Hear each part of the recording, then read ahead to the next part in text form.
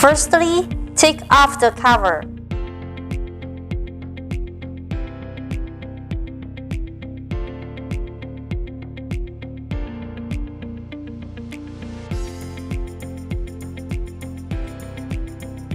And secondly, insert the cable into the cable entry.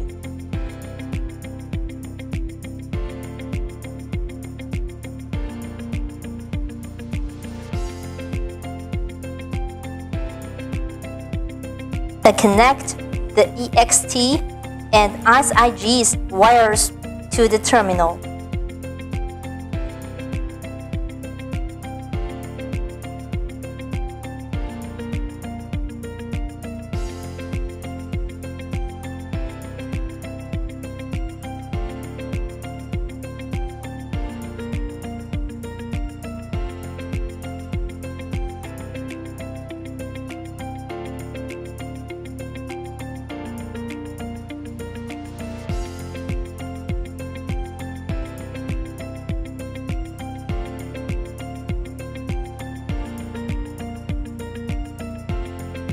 And connect the power wire.